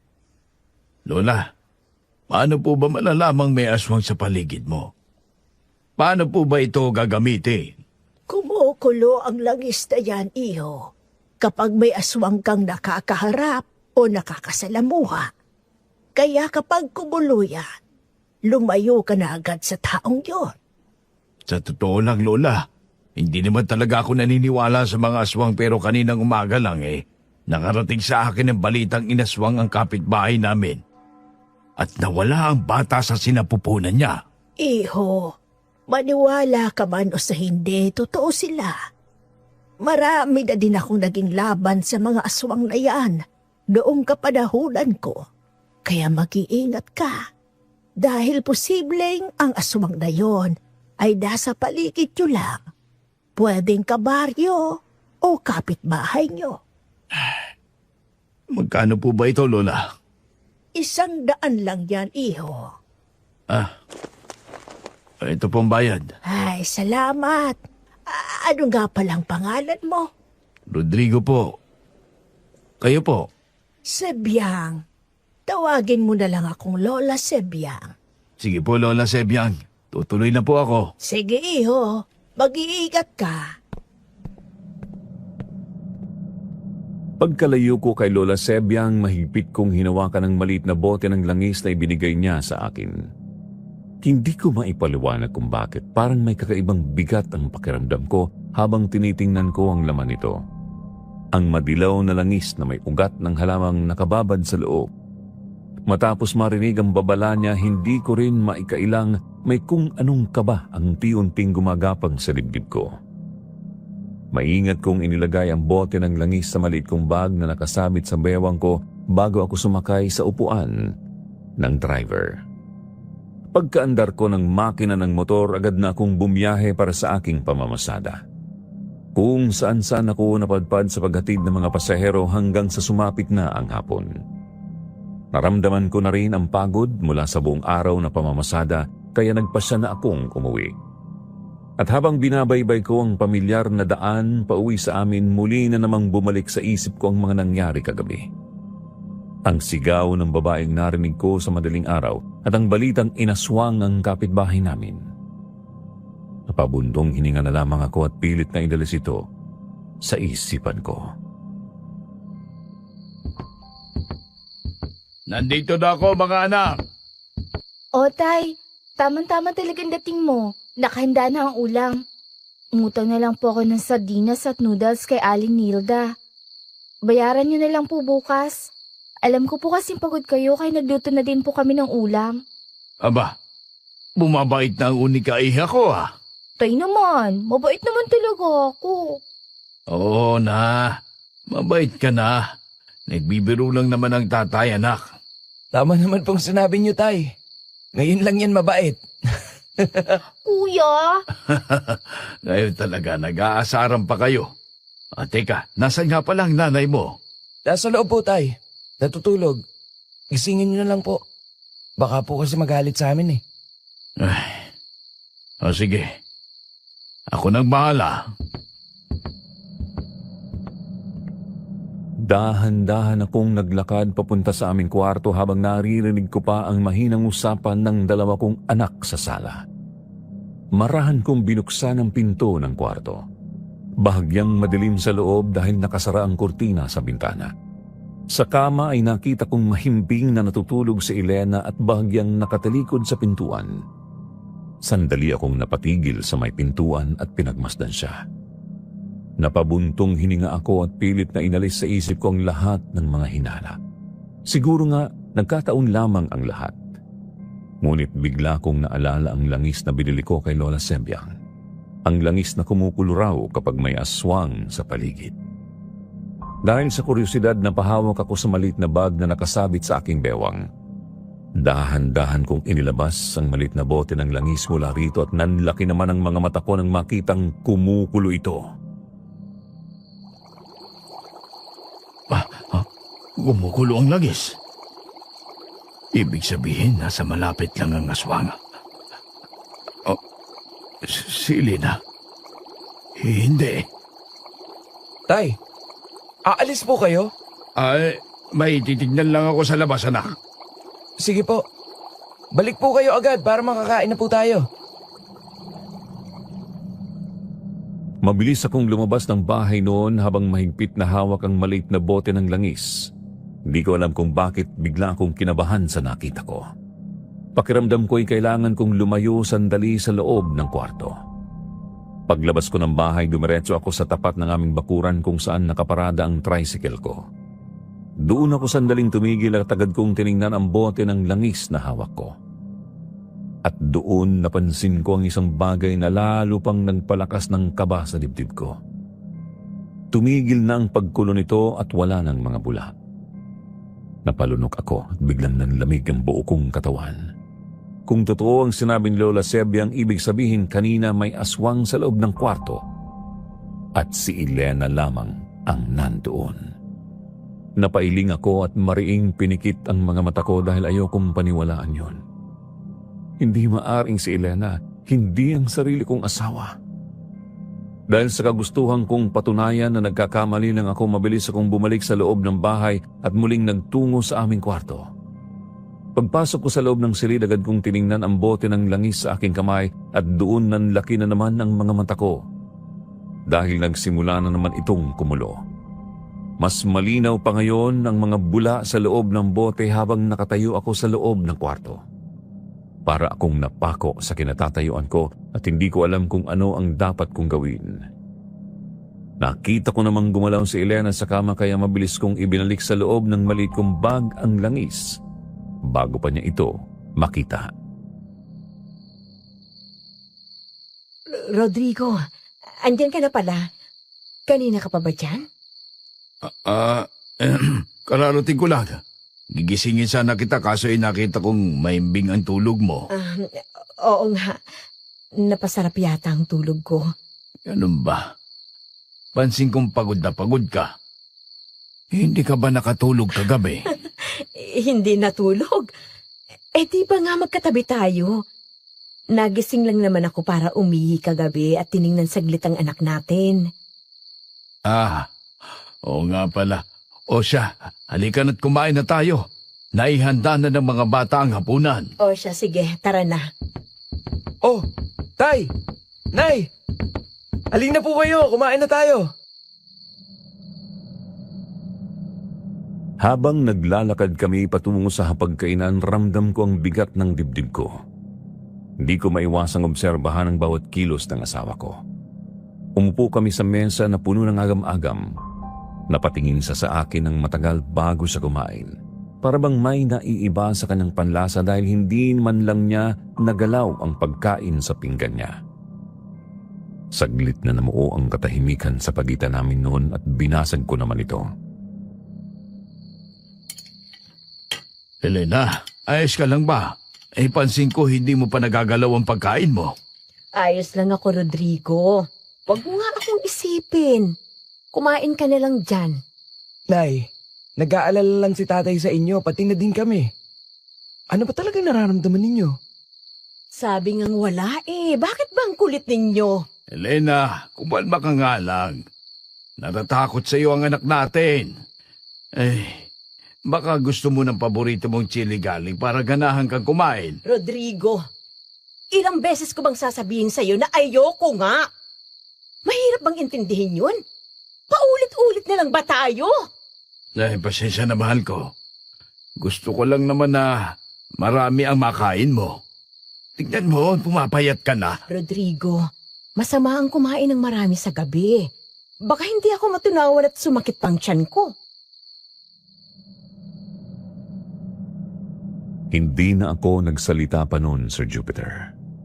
Sa totoo lang, gusto ko siyang kumprontahin kung totoo bang aswang siya o ano ba talaga ang nangyayari sa kanya. Pero hindi ko magawa dahil sa tuwing nagagalit si Elena, tumitiklop agad ako. Bukod sa ayokong makasakit sa kanya at aminin kong hindi ko kayang isipin na aswang nga siya. Pagkatapos namin kumain, hindi na ako umimik pa at humiga na lamang sa kama. Nagulat naman ako na hindi man lang niya ako sinuyo tulad ng dati sa tuwing nagkakatampuhan kami. Natulog kaming walang imik buong gabi. At doon ko napagtanto na nag-iba na talaga ang aking asawa. Kinabukasan, maaga akong nagising at wala na naman siya ulit sa tabi ko kaya agad akong bumangon. Paglabas ko, hindi ko na nadatnan sina Paco at Jessica. Maaga yata silang pumasok sa eskwelahan ngayon at himalang hindi na sila nagpaalam sa akin. Sa isip ko noon baka ayaw lang nila akong disturbohin. Maaga yata ang umalis ang mga bata ngayon. Oo nga Binigyan ko na sila ng baon kaya huwag kang mag-alala. Heto palang natira sa bonus ko. Pagkasyahin mo na lang. Sige, salamat mahal ko. Tara na. Kailangan ko nang makabalik sa mansyon ngayon. Sige, tara. Pagkasakay namin ng tricycle, hindi ko mapigilang silipin ang bote ng langis sa loob ng bag ko at napasinghap na lamang ako nang makita kong kumukulo ulit ito. Napatingin naman ako kay Elena at napakunot noo ako nang mapansin kong napapangiti siya ng kakaiba habang nakatingin sa malayo. Pero pagtingin ko sa kanyang mata, malamig. Parang hindi siya ang Elena na kilala ko. Nandito na tayo, Elena. Sige na, Rodrigo. Iwan mo na ako dito. Ihintayin muna kitang makapasok dun sa loob bago ako umalis. Sige, ikaw ang bahala. Mag-iingat ka dito, Elena. Ikaw dapat ang mag-ingat. Habang pinagmamasdan ko si Elena na pumapasok sa lumang mansyon, hindi ko maiwasang bumalik sa bote ng langis na patuloy na kumukulo sa bag ko. Nakapagdesisyon akong bumalik sa simbahan para makausap ang matatandang nagbenta sa akin nang masagot ang lahat ng katanungan sa isip ko. Gulong-gulo na kasi ako noon kakaisip sa pagbabagong nakikita ko kay Elena at ang pagkulo ng langis sa tuwing kasama ko siya. Magandang umaga po, Lola Sebyang. Natatandaan niyo pa po ba ako? Oh, iho, bumalik ka. May tutulong ba ako sa'yo? Ay, yung binenta niyo pong langis sa akin kahapon, di ba't ang sabi ninyo kapag malapit ang aswang sa akin ay kumukulo ito? Tama. Kumukulo ang langis kapag kasama mo ang aswang. Kaharap mo o malapit lang siya sa'yo. Bakit mo na itanong yan, iho? Kumulo ba ang langis na ibinigay ko? Opo, Lola. Kumukulo po ang langis kahapon. Kung ganoon, may nakalapit na aswang sa'yo na nasa paligid mo lang. Nga po ako nandito, Lola. Sa tuwing kasama ko po kasi ang asawa ko, kumukulo ang langis. Ibig po bang sabihin na aswang siya? Halika, lumapit ka dito. Titingnan ko ang mga palad mo. Sige po. Nararamdaman ko. Kakaibang init at galaw sa iyong mga palad. Hindi ito karaniw, ang tao lang ang dahilan. Totoo ka, iho. Malapit sa iyo ang isang nilalang na hindi tao. Kaya po pala. Kaya po kumukulo ang langis. Pero paano po yun? Ibig sabihin, totoo nga ang duda ko na ang asawa ko po ang aswang. Hindi mo siya tunay na asawa, iho. Ha? Binilalang na ginaaya ang kanyang mukha. Ginamit ang dugo ng tunay mong asawa para malito ka. Para mapaniwala ka at malaya siyang makapambiktima. Teka, hindi ko po maintindihan. Ang babaeng nakasama mo ay hindi ang tunay mong asawa, kundi aswang na nagpapanggap lang. Nakikita kong ang tunay mong asawa ay nakakulong sa isang madilim na kwarto sa malaking mansyon ng mga aswang. Nagdurusa at nanghihina. At siya ang magiging alay pagsapit ng kabilugan ng buwan. Pero hindi lang siya, kundi may ibang alay. Hindi ko lang makita ng maayos. Diyos ko, si Elena. Kung totoo man yan sinasabi ninyo, nanganganib ang buhay ng asawa ko. Iho, may kilala akong makakatulong sa iyo. Lapitan mo siya at humingi ka ng tulong sa kanya kung gusto mong mailigtas ang asawa mo. Sino po, Lola? Si Ruben. Kilala siya sa aming baryo bilang manunugis ng aswang. Lapitan mo siya dahil siya lang ang makakatulong sa iyo. Saan ko po siya mahanap? Saan po ba ang baryo nyo? Sa baryo Sigaw. Parang narinig ko ng pangalan ng baryo niya, Lola. Napabalita ang baryo namin dati dahil pinasok kami ng mga aswang. At sa tulong ni Ruben, nakalaya sa banta ng mga nilalang ang baryo namin. Sana nga po ay matulungan niya ako. Babait naman si Ruben, kaya sigurado ako matutulungan ka niya. Kailangan mo lang talagang makumbinsi siya, iho. Sige po, Lola. Pupunta agad ako doon sa baryo Sigaw. Mag-iigat ka, iho. Huwag ka nang mag-aksaya ng oras mo pa dahil bukas ng gabi na ang kabilugan ng buwan. Hindi na ako nagpatumpik-tumpik pa. Bumalik ako sa tricycle, umupo at mabilis na pinatakbo ang makina. Ang puso ko'y kumakabog sa kaba at takot. Bawat ikot ng gulong parang panawagan sa aking isipan na kailangan kong makarating agad sa Baryo Sigao. Ang daan ay makipot at may mga punong nakayuko sa gilid. Animo'y nagmamasid sa akin. Hindi ko iniisip ang pagod o panganib. Ang tanging nasa isip ko noon ay si Elena. Hindi ko mapigilang mapaluha habang iniisip ko kung paano ako naloko ng isang aswang. Bumabalik lahat sa isip ko. Ang kakaibang kilos niya, ang paglimot niya sa pangalan namin ng mga anak niya, ang galit niya dahil sa chili garlic na minsang naging paborito niya. Pati ang dugo sa kamay niya at ang sigaw ng babae. Kaya pala nangyari ang lahat ng iyon dahil hindi pala talaga siya si Elena. Galit na galit ako sa sarili ko noon, Sir Jupiter, dahil nagpaloko ako sa isang aswang. Pagkalipas ng mahigit 1 oras ng mabilis na pagmamaneho, narating ko rin ang baryo. Tahimik ito, halos walang tao sa kalye. Huminto ako sa gilid at huminga ng malalim. Sinusubukang pakalmahin ang sarili at sa tapat ng isang lumang kubo may nakatayong isang matandang lalaki. Nakasuot ng simpleng baro at pantalon. Nakamasid sa paligid at lumapit naman ako sa kanya para magtanong. Magandang hapon po sa inyo, Lolo. Ako po pala si Rodrigo. Magtatanong lang po sana ako at nagbabaka sakaling kilala niyo ang taong hinahanap ko. Ay, magandang hapon din sa iyo, iho. Ako naman si Goryo. Ano bang may tutulong ko? May kilala po ba kayong Ruben? Yung manunugis ng aswang sa baryong ito? Ah, si Ruben. Ay, oo, kapitbahay ko yon. Bakit? Anong kailangan mo sa kanya? Kailangan ko po ang tulong niya. Nasabi po kasi sa akin ni Lola Sebyang na siya po ang makakatulong sa akin. Nasa panganib po kasi ang buhay ng asawa ko ngayon sa kamay ng mga aswang. Ah, ganun ba? Nakikita mo ba ang kubong yon?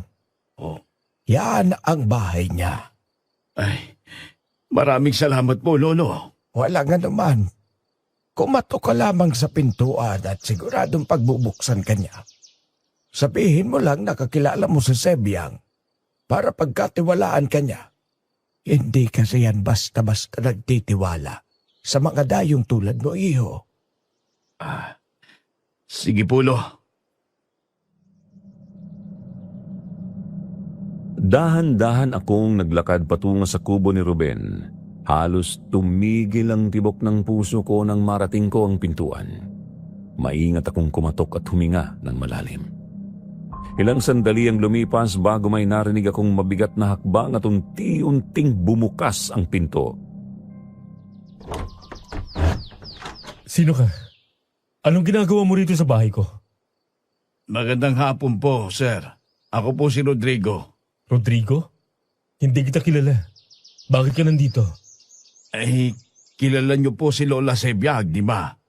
Siya po ang nagsabi sa akin na lumapit sa inyo. Sabi po niya, kayo po ang makakatulong sa akin. Lola Sebyang?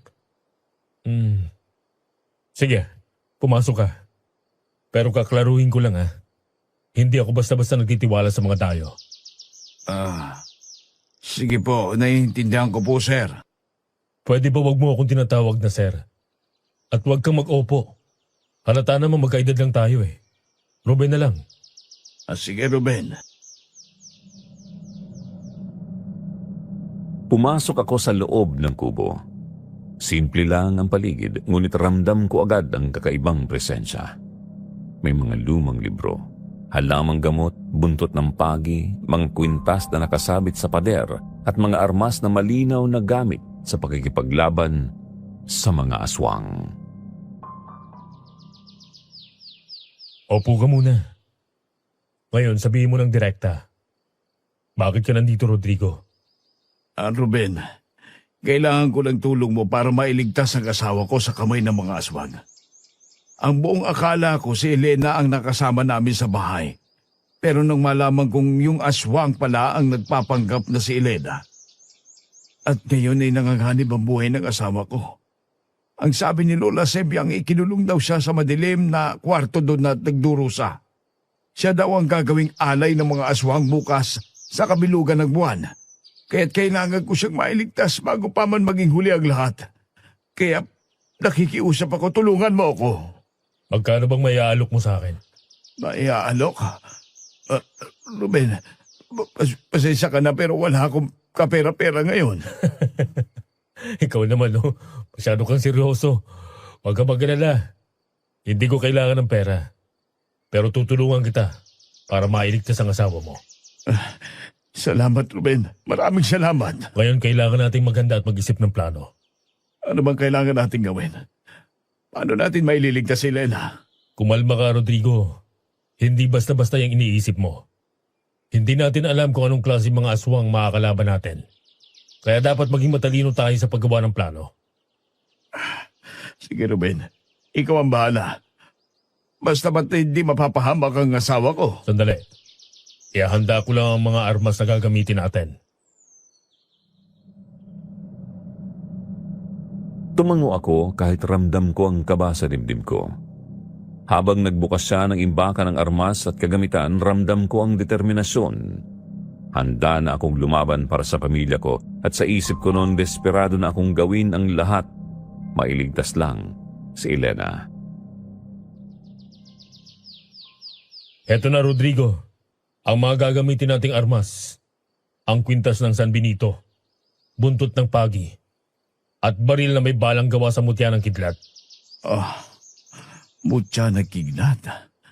Talaga bang sapat na ang mga ito para labanan ng mga aswang? Hindi lang sapat. Kailangan natin gamitin ito ng tama. Tingnan mo. Bawat isa sa mga to ay may sariling kapangyarihan. Ang kwintas ng San Benito ay magbibigay proteksyon laban sa kanilang salamangka. Ang buntot ng pagi ay para mapahina ang kanilang lakas.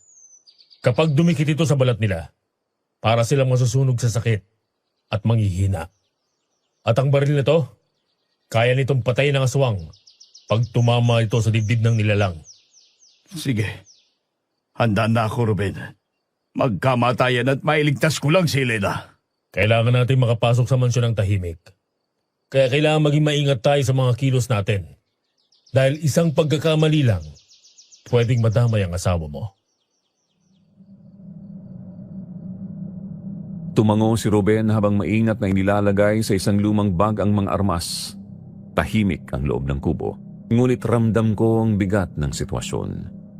Hindi basta-basta ang laban na papasukin namin pero mas nangingibabaw ang galit ko nun kaysa sa takot. Hindi na nga kami nag-aksaya pa ng oras at agad na kaming sumakay sa tricycle. Mabilis ko namang pinatakbo ito. Umahampas ang hangin sa mukha ko habang binabaybay namin ang makipot na kalsada. Tahimik lang si Ruben sa likod ko noon at mahigpit naman ang kapit sa bag ng mga armas. Maya-maya, dahan-dahan kong pinahinto ang tricycle sa gilid ng kalsada. Nakita mo ba yung gate sa unahan? Yan ang mansyon ng mga aswang. Sige, dito mo na iparada para hindi nila tayo makita. Ang kailangan mo na lang gawin ngayon ay magpanggap na walang alam para makapasok ka sa loob ng mansyon at mahanap ang asawa mo. Ako nang bahalang rumesbak. Kailangan ko muna ng mapagtataguan sa ngayon. Saan ka magtatago, Ruben? Ako nang bahala. Sige na, kumilos ka na. Sa akin na muna ang mga armas. Basta't isuot mo yung kwintas ng San Benito para sa iyong proteksyon. At heto ang balisong. Itago mo.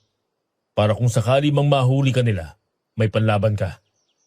Pero huwag ka magalala. Sa oras na malagay ka sa alanganin, re-resback agad ako. Sa ngayon, kailangan muna nating masiguro ang kaligtasan ng iyong asawa. Kailangan mo malaman kung saang kwarto siya nakatago. Sige, Ruben. Huminga ako ng malalim bago tuluyang bumaba sa tricycle. Ramdam ko ang malamig na pawis sa batok ko habang dahan-dahan akong naglakad papunta sa malaking gate ng mansyon. Tahimik ang paligid pero parang may kung anong nagmamasid sa bawat galaw ko. Pagdating ko sa gate, kumatok ako ng marahan. Ilang segundo rin ang lumipas, bago ito bumukas. Oh, Rodrigo, bakit bumalik ka? Napadaan lang ko, Elena. May pasahero akong inihatid malapit dito. Ganun ba? Oo. At kung maaari sana baka pwede akong makahingi ng tubig. Elena, sino yung Asawa ko po, Don Lorenzo. Humihingi po ng tubig. patuloyin mo? Kawawa naman kung sa labas mo pa siya paiinumin. Opo. Rodrigo, sumunod ka sa akin sa loob. Dahan-dahan akong pumasok sa loob ng mansyon. Pagpasok pa lang parang may kakaibang lamig na agad na bumalot sa katawan ko. Malaki at marangya ang loob ng bahay. Matataas ang kisame, makakapal ang kurtina at halos walang ingay maliban sa tunog ng mga yabag namin. Halika, maupo ka muna. Kukuha lang ako ng tubig. Salamat, Elena. Diyos ko. Tulungan niyo po akong mahanap si Elena.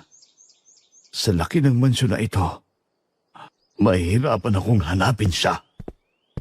Heto ng tubig, mahal ko. Salamat, Elena.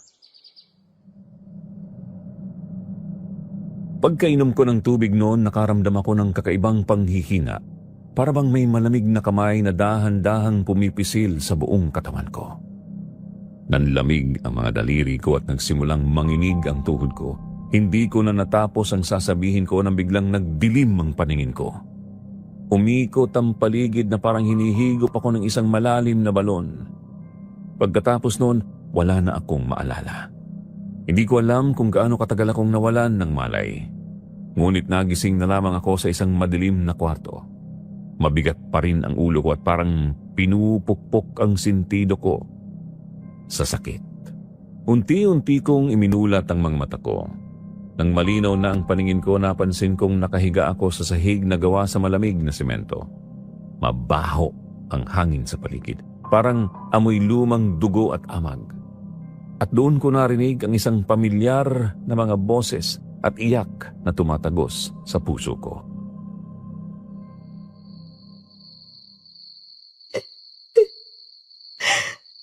Rodrigo. Rodrigo. Elena? Tatay! Tay? Paco? Jessica? Bakit kayo nandito? Anong ginawa ng aswang na yun sa inyo? Tay, nagpanggap po ang aswang na yun ng sinanay. Sinama niya po kami dito. At hindi namin nakalain na makakapasok kaming dalawa sa bitag nila. Ikinulong nila si nanay at sinugatan ang kanyang katawan para kuhanan siya ng dugo, tay. Halos mawalan ako ng hininga sa gulat. Nandoon ang dalawa kong anak. Pareho silang humagulgol sa pag-iyak at pati na din ang asawa ko. Mahigpit silang nakakapit sa akin na parang ayaw na akong pakawalan pati na din si Elena. Sobrang nadudurog ang puso ko at nag-aalam sa galit habang nakikita ko sila sa ganoong sitwasyon. Tay, papatayin nila tayo. Ang sabi ng aswang na yon, gagawin daw nila tayong alay bukas sa kabilugan ng buwan. O Diyos ko, kasalanan ko ang lahat ng ito. Basta-basta ko nalang sinunggaban ng oportunidad na magtrabaho nang hindi man lang ako nag-ingat. At ngayon nadamay pa kayo. Elena, huwag mo sisihin ang sarili mo. Kung may dapat magsisihin dito, ako yon. Ako ang padre de pamilya sa pamilyang to, pero hindi ko man lang kayo nagawang protektahan. Napakawalang kwenta kong ama. Tay, nay, huwag na po kayong magsisihan. Hindi po oras ng sisihan ngayon. Ang kailangan nating gawin ay mag-isip kung paano po tayo makakatakas. Nahihirapan po yata tayo, kuya. Tingnan mo, wala man ang bintanang kwartong to. Pawis na nga ako sa sobrang init. Hayop sila. Magbabayaran nila ang ginawa nila sa atin. Wala silang mga puso, Rodrigo. Ang mag-asawa, napakasakim nila sa kapangyarihan. Gusto nilang sakupin ang buong baryong to. May maparating. Biglang nagbukas ang pinto at isang babaeng tansya ko ay nasa 50 ang edad ang bumungad sa amin. Unang beses ko palang siyang nakita kaya hindi ko siya nakilala agad. Nakasuot siya ng maitim na bestida. Pulang-pula ang kanyang mga labi at mahaba ang kanyang buhok na halos sumayad sa kanyang bewang. Ang kanyang mga mata ay seryoso at ang makakapal niyang kilay ay bahagyang nakakunot. Napakulot din ang noo ko nang marinig ko ang sigaw ni Paco. Tay, siya yan. Siya ang aswang na nagpapanggap bilang si nanay. Ayop ka. Anong kasalanan ng pamilya ko para gawin mo to sa amin? Pasensya na. Nagkataon lang na kayo ang napili kong gawing alay. Hindi. Hindi ka magtatagumpay sa plano mo, halimaw! Dala ng galit na nararamdaman ko noon, agad kong binunot ang balisong sa aking tagiliran at sinugod ko siya ng buong lakas. Ngunit bago ko pa man siya matamaan, mabilis siyang nakailag at parang kidlat siyang kumilos. Sa isang iglap, tumama ang matutulis niyang kuko sa aking dibdib at tumilapon ako sa sahig.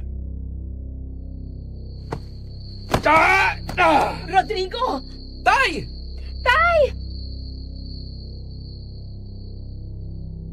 Napahandusay ako sa sahig habang umiikot ang paningin ko. Tumingala ako at nakita ko siyang nakatayo at nakangisi. Pagkatapos tumawa siya. Isang tawang hindi pangkaraniwan, parang tawa ng demonyo sa kailaliman ng impyerno.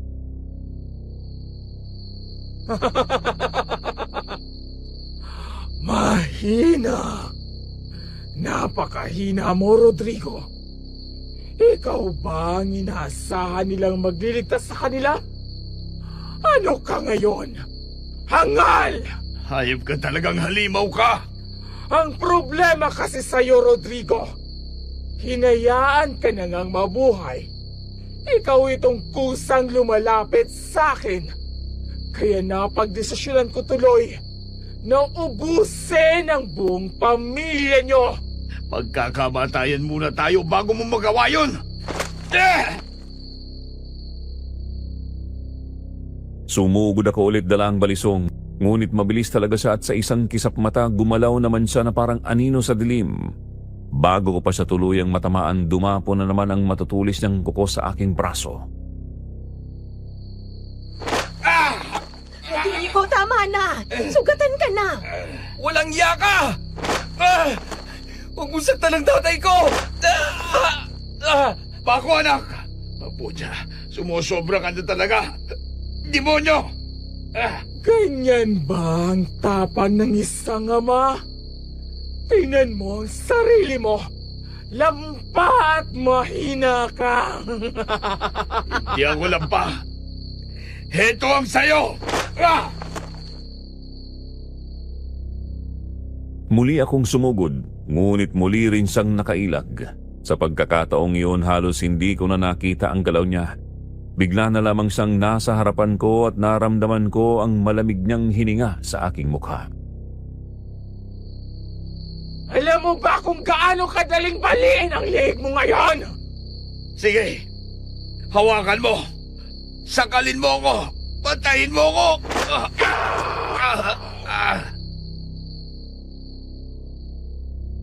Bigla siyang napaatras na parang napaso at nanginig ng mahawakan ang kwintas ng San Benito na suot ko. Kita ko ang pagkagulat at galit sa mukha niya noon at hindi naman ako nagpatinag. Sinamantala ko na ang pagkakataong mapatay siya kaya mabilis ko siyang sinaksak ng balisong sa dibdib. Paulit-ulit kong ginawa iyon. Dahil sa sobrang galit ay kita ko ang pag-agos ng maitim na dugo sa sahig. Mamatay ka na! Tay! Tingnan mo! Nagbabago ang anyo niya! Tara, umalis na tayo dito. Tumakas na tayo! Tay, mahina ang katawan ni nanay. Ilang sugat ang natamo niya. Ako nang bahala.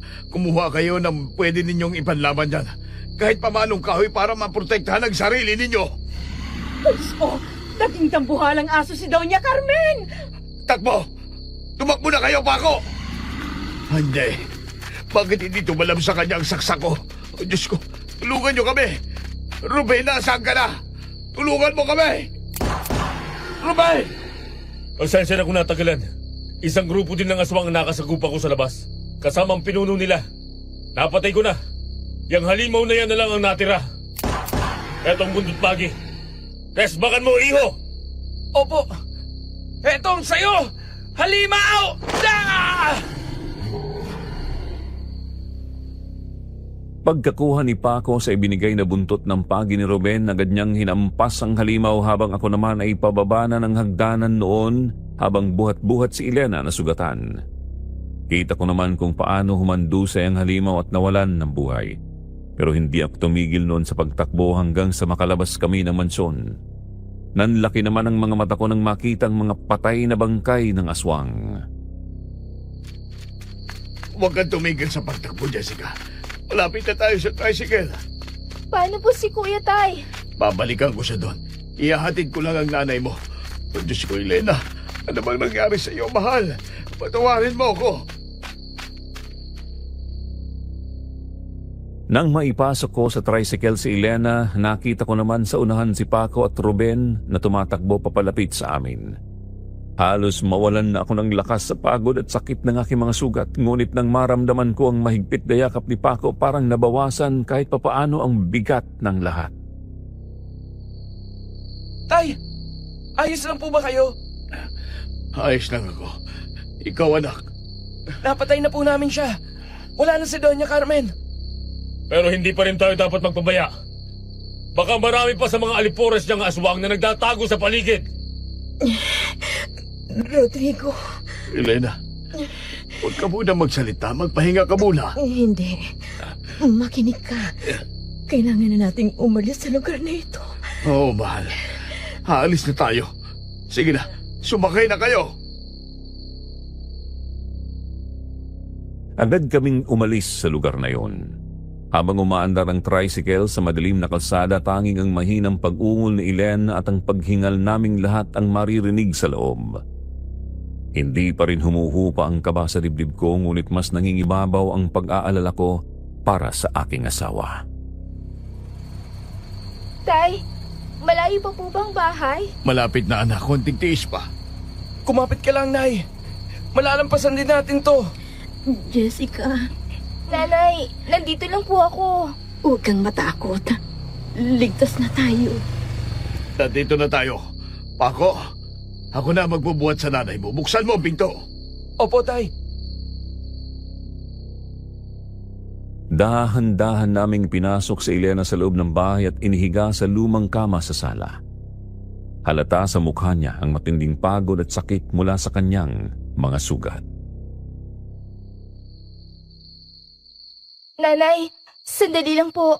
Kukuha ko ng malinis sa tela. Marami siyang sugat. Kailangan agad itong gamutin. Hayaan niyo ako. Ako nang bahala. Marunong ka pa palang manggamot, Ruben. Oo. May dala akong langis na ibinigay sa akin ni Lola Sebyang.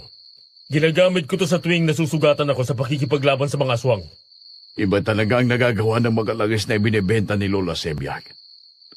Nagpapasalamat din ako sa kanya dahil kung hindi dahil sa langis niya, hindi ko malalaman ang totoong nangyari kay Elena. Tama ka. Malakas ang bisa nito. Maraming beses na akong nailigtas nito. Mula sa kanyang bag, inilabas ni Ruben ang maliit na bote ng langis. Maingat niyang binuksan ito at agad kumalat sa hangin ang kakaibang amoy ng mga halamang gamot. Isa-isa niyang pinahiran ng langis ang mga sugat ni Elena. Sa bawat dampi ng kanyang kamay, napapangiwi si Elena. Ngunit unti-unti namang humuhupa ang kanyang paghingal.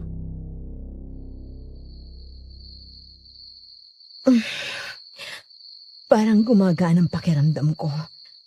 Unti-unti nang nawala ang sakit. Mabuti kung ganun. Magpahinga ka lang, Elena. Maraming salamat sa tulong mo. Maraming salamat, Ruben. Hindi namin alam kung ano ang gagawin namin kung wala ka. Totoo po. Maraming salamat po sa pagtulong sa amin. Salamat po, Mang Ruben. Walang anuman. Pero Rodrigo, mukhang kailangan din nating gamutin ang mga sugat natin. Oo nga pala. Buntik na tuloy akong makalimutang may sugat nga pala ako. Masyado ka kasing nag-alala sa asawa mo eh. Ay, siyempre. Mahal na mahal ko si Elena at ang pamilya namin. Pagpalain ka sana ng Diyos, Rodrigo. Salamat, Ruben. Bukas na bukas ay pupunta ako sa simbahan para makapagpasalamat sa Diyos. At maging kay Lola Sebiang. Tama yung naisip mo. Naging posible ang lahat dahil sa Diyos, Rodrigo. Oo, Ruben. O siya, sige na, tutuloy na ako. May kailangan pa akong asikasuhin sa aming baryo. Teka, tanggapin mo itong konting tulong ko. Hindi man niyang kalakihan pero alam kong makakatulong din sa iyo. Hindi na kailangan, Rodrigo. Bukal sa loob ko ang pagtulong ko sa inyo. Napahanga naman ako sa sobrang kabaitan na ipinakita ni Ruben noon. Hindi ko lubos maisip na tinutulungan niya ako kahit hindi naman niya ako personal na kakilala. Kaya malaki din ang pasasalamat ko sa Diyos, Sir Jupiter. Pati na kay Lola Sebiang. Paglipas ng 1 linggo, muli namang nagtagpo ang landas namin ni Ruben sa simbahan at nagulat naman ako nang may kasama siyang babae. Noong huling punta ko kasi sa kanila, wala akong nakitang kasama niya sa bahay, kaya nasurpresa talaga ako. Mukhang nasa 50 na ito at nakasuot ng simpleng bestidang kulay puti. Oh, ikaw pala yan, Ruben. Masaya akong nakita tayong uli. Mukhang nakahanap ka na yata ng asawa. Hindi ko siya asawa, Rodrigo. Ate ko siya. Siya si Ate Aurora. Kakauwi lang niya galing Saudi. Kaya hindi mo siya nakita nung huling punta mo sa bahay. Ah, kaya pala. Marehas pala sila ni Elena OFW din sa Saudi. Talaga? Opo, ate. Sa Saudi din po ako nagtatrabaho dati bilang domestic helper. Ay, nakakatuwa naman. Parehas pala tayo. Mahigit 1 dekada din ako sa amo ko doon. Pero napagtanto ko na gusto kong dito na tumanda sa Pilipinas. Kaya nang makapag-ipon ako ng malaki, bumili ako ng lupa para pagtayuan ng maliit na babuyan doon sa baryo. Maganda nga ang naisip ninyong plano. Kami din ni Elena balak din namin magtayo ng munting negosyo sa palengke. Aba, business-minded pala kayo pareho ng ate ko ah. Ano kaya kung inegosyo ko din ang panunugis ko ng aswang?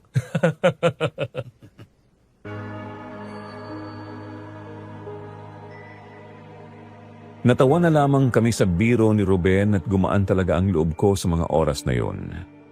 Sa loob ng simbahan, dama ko ang katahimikan at pag-asa na matagal ko nang hinahanap. Parang sinasabi ng sandaling iyon na kahit maraming pagsubok ang pinagdaanan namin, may bagong simula pa rin naghihintay. Sa ngayon, natupad na nga namin ang aming pangarap para sa mga anak namin. Professional teacher na si Jessica at licensed engineer naman si Paco. Habang kami naman ang nagpapatakbo ng sarili naming negosyo sa palengke. At dito ko na po tinatapos ang aking kwento.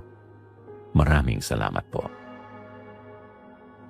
Minsan sa buhay, ang mga pagsubok ay dumarating sa panahong hindi natin inaasahan. May mga pagkakataong ginagawa natin ang lahat para sa pamilya. Nagsasakripisyo, nagtitiis at nagsusumikap kahit kapalit nito ay ang sarili nating pagod at panganib. Ngunit sa kabila ng hirap at takot, ang pagmamahal sa pamilya ang nagbibigay sa atin ng lakas upang magpatuloy. Kaya sa ating mga mahal na tagapakinig, pahalagahan natin ang ating pamilya at ang bawat sakripisyong ginagawa nila para sa atin. Sapagkat sa huli, ang tunay na kayamanan ng buhay ay hindi lamang nasusukat sa pera o tagumpay, kundi sa pagmamahal, pagtutulungan at tibay ng samahan ng isang pamilya sa gitna ng anumang pagsubok.